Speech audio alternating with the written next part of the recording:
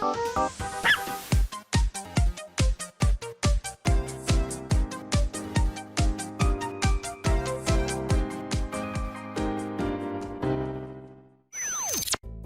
everyone, welcome back to another episode of Last Window, The Secret of Cape West. Thanks for tuning in. We just found a bugging device underneath the Christmas tree. I don't know what song I was trying to break into there. But anyways, now we're gonna confront Rex with hard, cold evidence. Have you got a moment?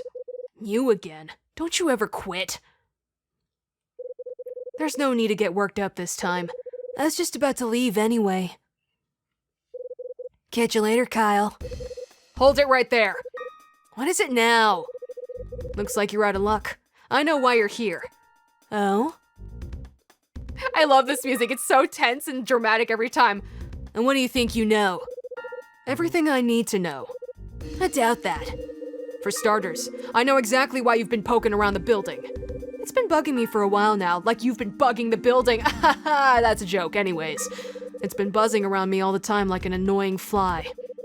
Is that all you have to say? Not quite. I now know it's my job to drive that fly away. So you're saying I'm a fly now, are you? You've got nothing on me. Listen up, Rex. You've been targeting Marie Rivet, and don't try to deny it. She's the one you're after. And what's that got to do with you? Hey. You don't fool me, am I wrong? You don't fool me. You don't fool me. I know exactly what you're up to. And what do you think you know? I like that he just said that pretty much. I know that you're behind planting this. I have no idea what you're talking about. So open up our bag, throw it right in his face. Fling it right in there, right smack dab in the middle of the forehead. Here you go. Ha! Ah, damn it, why'd you do that? Frag! Can you identify this? I found it hidden on the Christmas tree in Lucky's cafe. It just happened to be right next to the seat Marie uses when she goes there. Isn't that a coincidence? I know the reason why you've been following Marie. It's so dramatic, this music, oh my god. You planted a bugging device in her room. Is that so? And I suppose you've got plenty of evidence to back this up, have you? Wow, this sounds like this belongs in an RPG boss fight or something, I love it. I haven't got absolute proof, but you're the only one around here likely to do it.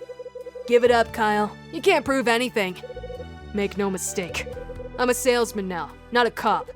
I've got no interest in handing you over to the police. Then why are you being so protective of the woman? I just want some answers. I want to know exactly why you do something like that. Well, well. I'd have thought you'd have guessed by now, but looks like you're not smart enough. I'm here to catch her in the act. Yeah, catch her in the act of what? Has she been telling you stories, Kyle? Actually, we did speak, but it was mostly about you. We talked about your bugging device and the fact that you're practically stalking her. That's what she said, is it? Looks like she's got you right where she wants you. No use giving me the silent treatment. If you've got something to say, just say it. I want to know why you feel it's your job to harass her like this. Is that really all you care about? Has she been telling you stories, Kyle? Oh, okay. I was supposed to press. I wasn't looking for a moment. I looked away. Looks like she's got you right where she wants you. Okay, here we go. Hold it. Leave Marie alone. She hasn't done anything to me. Well, I don't quite know which one is going to advance it. Well, just because she hasn't done anything to me doesn't mean she hasn't done anything to other people. So I would avoid saying that just semantics-wise, but anyways, let's just try this. Leave Marie alone. Oh, whoops, that was the wrong answer. You think I answered to you now, is it? Why are you so interested in her anyway? She's just an acquaintance, that's all. If that's the case, why not just leave well alone and let me do my job? You know I can't do that. Like I told you, I plan on getting rid of that annoying fly buzzing around. So you keep saying. Okay, so it's repeating. Oh man, I think I can only mess up a certain amount of times before I get a game over. Alright, we're pressing. Hold it. She hasn't done anything to me. You're talking bull. She hasn't tried any funny business. Just because she hasn't tried it to me doesn't mean she hasn't tried it to anybody else. Really? Doesn't look that way from where I'm standing. I'm sure she turned on the waterworks and you fell for it the very next second. Ah, damn. This is looking incriminating now. You have no idea what the woman is capable of. Ooh, know. What's the truth here? Whose side should I be on? Oh man. If this guy turns out to be my ally in the end, that's gonna be so weird. Is there any particular reason you're following her? That's none of your business. Tell me. I told you, I know who you are, so you might as well tell me why you're here. Huh? I know all about you being an insurance investigator, Rex. So you found out. I also found out about your reputation. Why are you keeping tabs on Marie? Since you already know who I am, guess there's no harm in letting you know. I work for the insurance company that Marie's husband had a policy with. Oh. It's in the company's interest to keep tabs on her as she's guilty of. Tell me, Rex. Are you investigating her insurance arrears? I've never seen that word in my life. Do you think she's committing fraud? I don't know what an arrears is, so I'm just gonna ask this. Do you think she's committing fraud? That's certainly something the insurance company's thinking. There's more to the car accident that killed her husband than she's letting on. That was my initial thought, that she might have caused, the deaths, but I don't, I don't know. Anything could be possible at this point. And I suppose you have proof to back up these accusations. If I did, would I really need to waste my time poking around here? In the business, they call me the Vulture.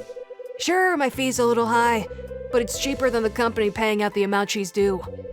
And the last thing the insurance companies want is to be scammed by her again. I'm trying to keep neutral right now. I'm not sure who to believe at the moment. So, what kind of woman do you think Marie is? To put it bluntly, she's a specialist in fraud. I mean, if she's got a history of doing this, she's so used to fabricating things that it doesn't even register for her anymore. You're not trying to tell me you fell for her story, are you? Maybe I did. A little. I trust her more than I trust you. I never trust her. I think I would, at this point, I don't know. I trust her more than I trust you. Yeah? Well, I hope you got a good reason for that. You've also been sneaking about me, and you're just sneaky and weird and creepy. I don't know. Let's just say I'm a good judge of character. Ha! Don't make me laugh. Probably about time you had your senses checked if you think she's clean. Oh? And why's that? Because you don't know the first thing about that woman, that's why. The only thing she's got going for her is the ability to lie. She'll gain your trust and take you for every penny you're worth. Can you give me some examples? Can you give me some proof, some history? I can't just take you at face value. Tell me about the fraud she committed in the past. There we go. After her brother died 13 years ago, she was the sole beneficiary of his policy. And what's fishy about the whole thing is that he died in a car accident too. So she would have messed with the car to cause that to happen? So she's cheated people before. Of course she has. If she hadn't, do you really think I'd be involved at all? That's all we're getting, huh? Damn, girl, stare down. So, do you finally get it, Kyle? It must be clear why I'm keeping tabs on Marie now. I'm only checking you and the building out to learn more about her. And you know what the most interesting part is? While I was focusing my attention on her, I stumbled across some other tidbits, too. What kind of tidbits? I like how we're asking that in our head and not aloud. Rex, one question. Do you know something about what happened here 13 years ago? Of course I do! Then you probably know about the Scarlet Star, too. The Scarlet Star? Yeah, it disappeared 25 years ago. Well, isn't that just the craziest coincidence? I think that you, of all people, are asking me about that. After all, the person who knew the most about that was none other than your father. Oh, perhaps you should go and ask him. Okay, so it's gotta be that diamond. And in the beginning cutscene with the safe cracking, that must have been him, I guess. Hold it right there, Foster. Easy, Kyle. You should be thanking me. I'm telling you all this for free. People usually pay good money for the facts I uncover. More fool them. Anyway, I'm out of here. Wait, I'm not done with you yet. Grab him, tackle him. The football ram him to the ground. Damn it, he fled. How the hell did my dad get drawn into this? And how is he connected to the Scarlet Star? Marie's past fraud, the murder of 13 years ago, the mysterious order sheet. What's the link between all these things? I think it's time I try to get my thoughts straight. It's time for a chapter end review. Wow! This is getting so dramatic. In the morning of December 20th, Mags came and demanded my rent. I collected all the money I had in my wallet, but I was still short. There was more inside an empty whiskey bottle, but I needed to break it open. I asked Dylan for something to use, and he lent me. Why is that? Wow. Yes, jigsaw puzzle. Use a single puzzle, slam it against that bottle. Perfect. Grab my phone, throw it right there. Come on, what kind of question is this? Right. Dylan lent me his hammer. I used it to smash open the bottle and retrieve the cash. Sometimes I want to do the wrong answers, but most of the time I don't, so I'm probably not going to. I took the $400 to Mags and settled my rent. As it turned out, Marie also owed Mags some money, which surprised me a little. I met Marie in the lobby, but we were interrupted when someone came in. It was?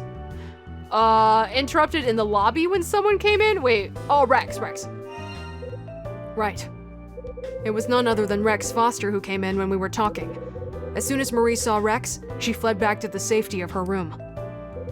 With the ever-suspicious Rex on my mind, I decided to go up to the second floor. When I got there, I found a letter addressed to Marie from an insurance company.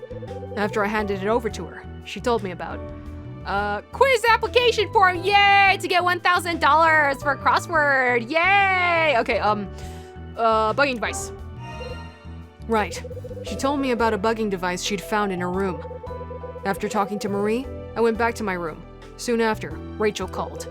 She had some information to share with me about Rex Foster. She told me some interesting facts about him, including his job as an insurance claim investigator. Right. It turns out that Rex is an insurance claims investigator. After finding the clue in the strange noise coming from the radio, I headed to Lucky's Cafe and found a second bugging device, so I confronted Rex about it. So somehow, placing bugging devices within the vicinity of radios messes with it so that the radio kind of also picks up the frequency? He shared some eye-opening facts about Marie with me. He told me she was suspected of insurance fraud. Yep. Right. Rex said that he had some suspicions about the death of Marie's husband and was looking around for evidence to back them up. Also, 13 years ago, Marie's brother died in similar circumstances. She became the sole beneficiary of the payout from his insurance policy. December 20th, 1980. I put the pressure on Rex, and he told me some interesting facts, not only about Marie, but also about the past before this building became an apartment block. This is what he told me. He said that the person with all the facts about the Scarlet Star was my dad. It was those words that prompted me to make a decision I couldn't make before. I decided that I'd take a closer look into the mysterious order sheet I received. I started to consider that the Scarlet Star that went missing 25 years ago may be in some way connected to the death of my dad. And in the dead of night, for the first time in years, I called my mom. When I got her on the phone, I asked her about what happened all those years ago. Why don't we call her more often? Why? Why not? It's not like we're on bad terms with her. We seem to be on good terms. Why don't we call her more often? What a terrible son. All right. Save our progress. Wobop. Nice. Yes. Oh man. Okay. So for the first time ever, even throughout our entire detective career, we never wanted to look into our father's death. We're getting into it. We're doing it. We're gonna look into it and find and solve it all. All right. Let's go. Of course, we have to have our brooding collage. A murder 13 years ago. Scarlet Star. LA Gazette. I love it. Keep up those expressions. Work it, baby. Work it. Looking fine. Looking fresh. Hell yeah, dude.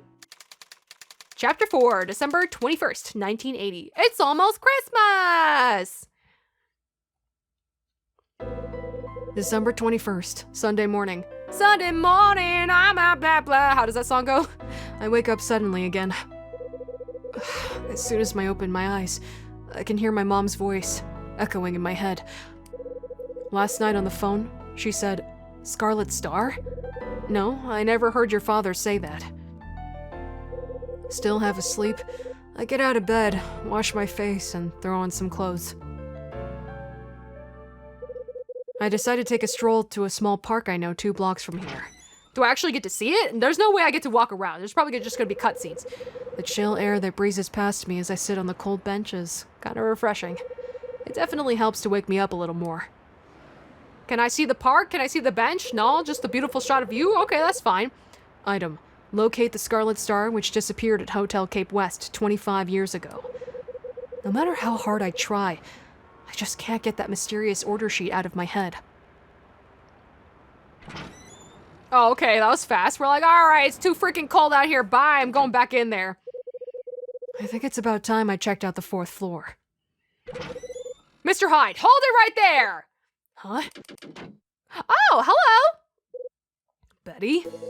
Are you ignoring me, Mr. Hyde? I was walking behind you for ages. I tried calling out to you several times, but you wouldn't even turn around. Sorry, my mind is with... Sorry, my mind was elsewhere. Looks like you're not as alert as you used to be, Kyle. Maybe there was some truth in what Rex said after all. So, have you found a new place to live yet?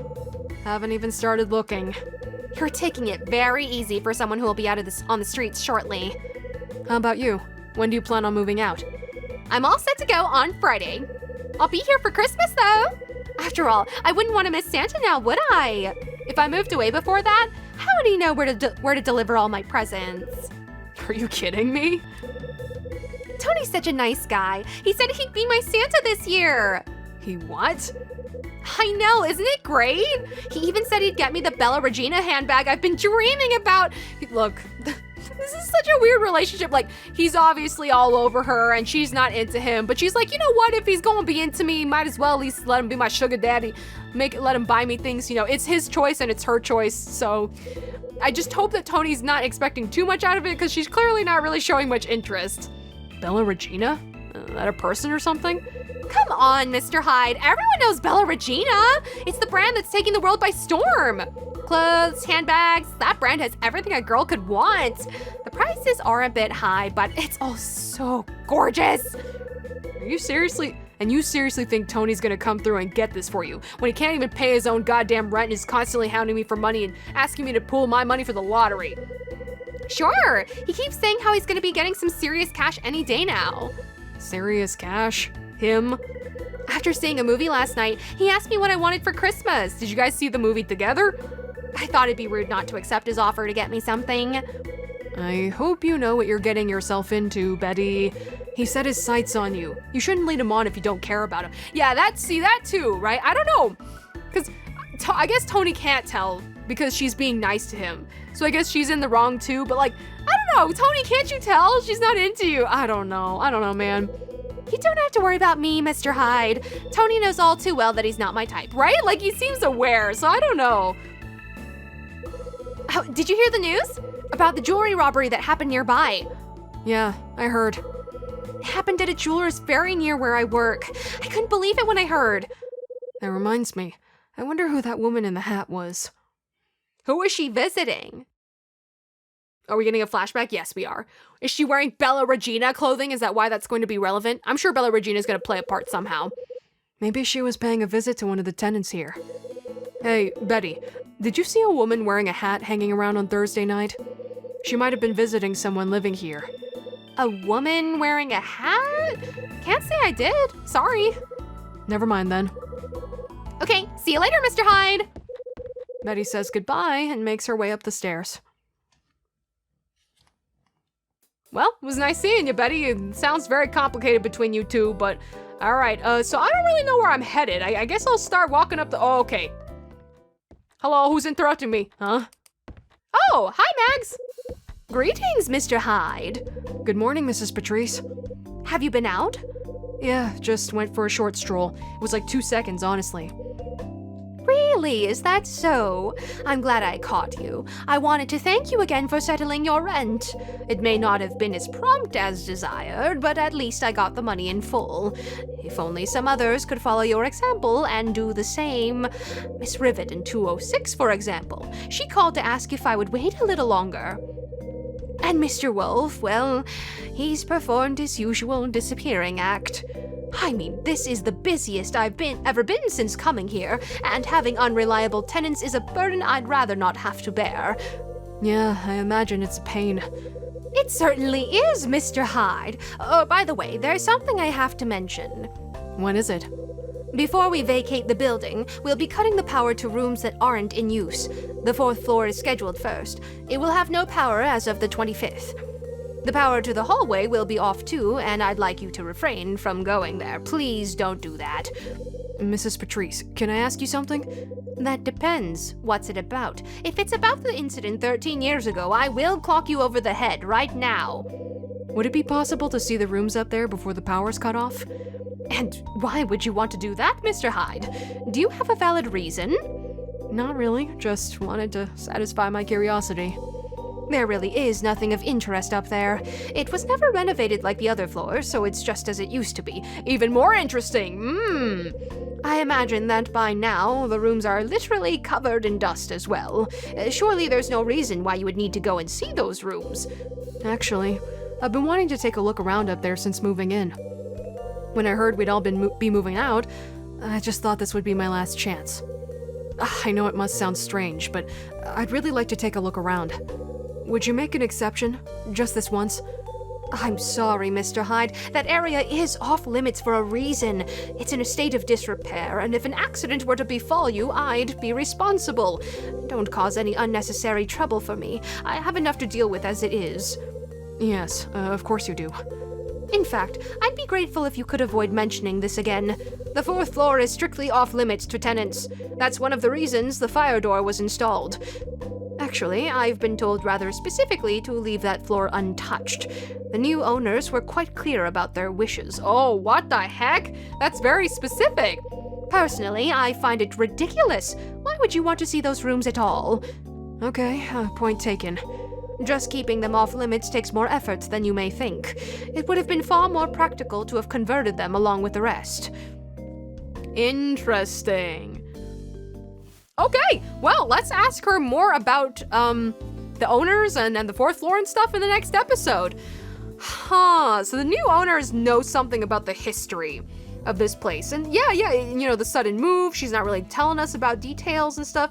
Very suspicious, very interesting. All right, join me next time. Zaxxas, over and out.